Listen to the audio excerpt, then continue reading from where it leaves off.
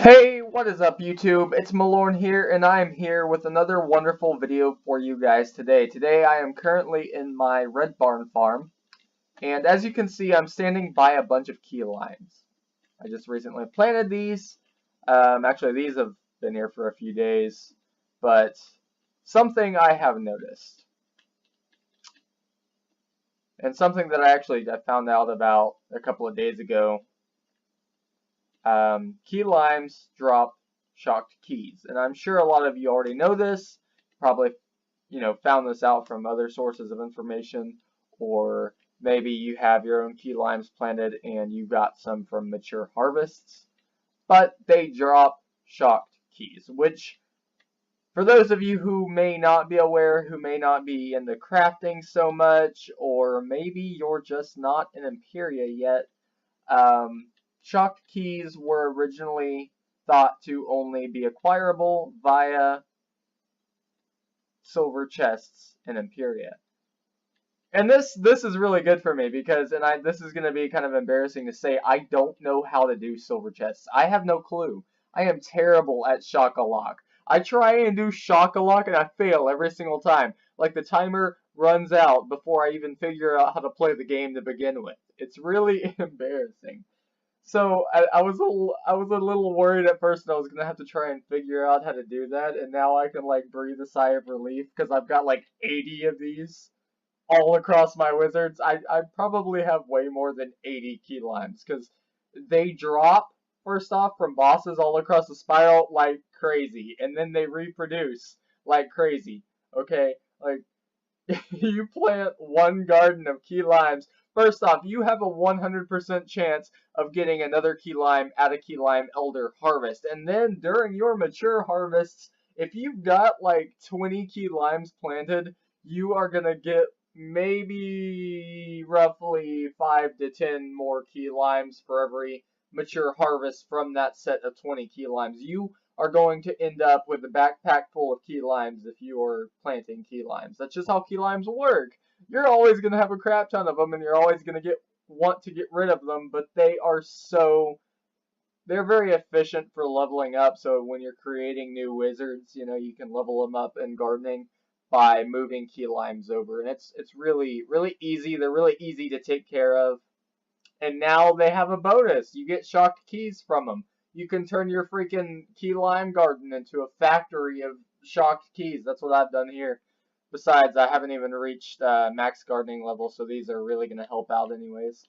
But yeah, so I just wanted to point that out. Also, for those of you who are currently questing in Empyrea, expect to end up with a backpack full of couch potatoes and full of evil magma peas and full of Ivy League seeds. Wizard101 currently at max level in the whole gardening area is very easy. You just have to get to Empyrea and then you get pretty much everything. There's literally no more challenge in acquiring some of the good seeds in the game. I'm pretty sure you can get almost any seed that you find in the crown shop. You can get pretty much all of them from, you can get pink dandelions from Crocotopia really easy. I mean, no one plants pink dandelions, but you can. They are required for a tapestry recipe though, so if you craft tapestries a lot, you will need pink dandelions. Those are a key recipe ingredient in a recipe out there. In fact, a lot of seeds are nowadays. But yeah, I mean, if any of you were having trouble getting couch potatoes or evil magma peas before, fear no more. You're not going to have those troubles these days.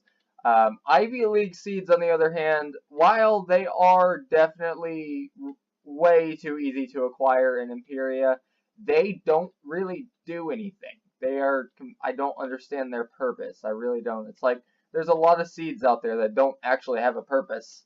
Although with the second spring treasure card, I guess they kind of do.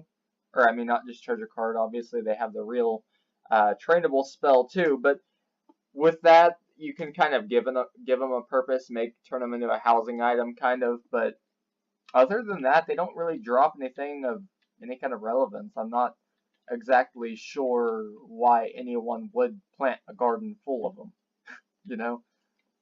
Anyways, guys, I hope you guys enjoyed this video. It was just a quick little informational video in regard to a lot of the gardening bits of information from Empyrea and in the new, just in the new updates in general. Yeah, I mean, there's a lot of cool things in Empyrea, I guess. I mean, you know, before you'd spend a lot of time in Grizzleheim farming for couch potatoes and a lot of time in Avalon farming for EMPs. You don't have to do that anymore. I can't say that I'm too happy about just how easy they made it, you know, because once you get couch potatoes to begin with, you get a new couch potato at every elderly harvest.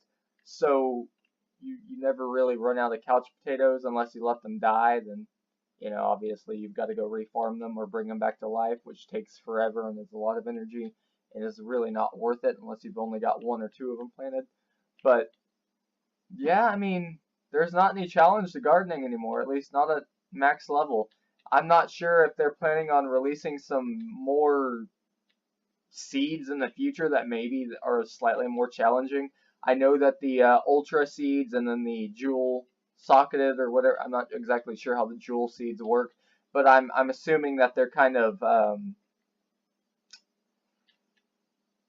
I think those are almost like they're there to take the place of some of these seeds that were previously so hard to get, like couch potatoes.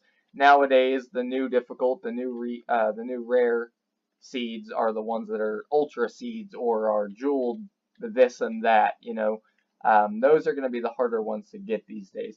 Couch potatoes, evil magma peas, Ivy League, key limes have never been hard to get, but key limes, you know, all of these seeds, they're really easy to acquire at max level nowadays. You don't even have to worry about it. If you want couch potatoes, I think it's like the second, maybe the first or second boss of Empyrea. Just farm him over and over and over again.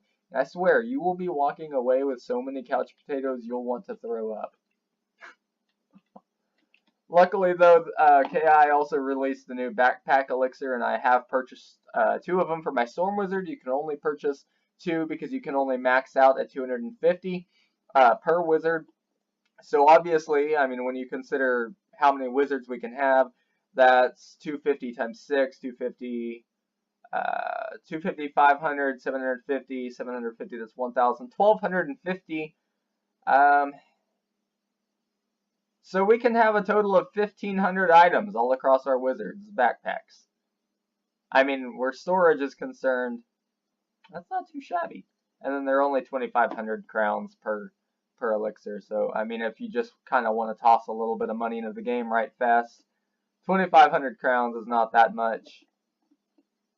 It's like, I think it's a $5 crowns purchase. So, if you've just got some random quarters lying around or something, obviously you can't actually do it with quarters, but you get my general point. Okay. I hope you guys enjoyed the video. Be sure to like, be sure to comment, and be sure to subscribe for more amazing content.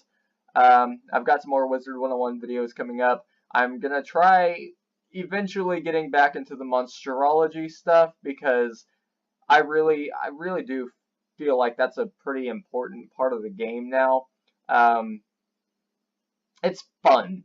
You know, monsterology, it's a really fun activity for people who have a little bit more patience. It's also probably, you're going to find the people who enjoy things like fishing and gardening even. You'll probably find that they'll enjoy monsterology a little bit more than people who enjoy PvP and, well, and the people who, you know, whenever there's not a new update, they kind of leave the game for a bit and come back whenever KI releases more content. You know, just more patient people, because monsterology, it requires a bit more patience. I feel like, I'm just going to toss this in there real quick, I feel like KI needs to add a few more incentives into the whole monsterology thing, like some more stuff you can do with it. But for now, you know, obviously it's sort of a new addition to the game. I'm hoping that they'll add some more stuff to do, you know, more than just creating summon treasure cards and being able to wipe out a creature altogether in one attack, and then obviously you can create housing items with them. But other than that, I feel like they need to add a little bit more to it. Hope you guys have a great day, evening, morning, night, whatever it is, and whatever time it is, and whatever part of the world you're in, whatever. You know, just enjoy the heck out of your life because, well, life is short and life is long, and it really just kind of depends on how you look at it. And I'm getting way too deep here, so I'm gonna go ahead and end the video before I turn into a Buddhist monk. Enjoy your days.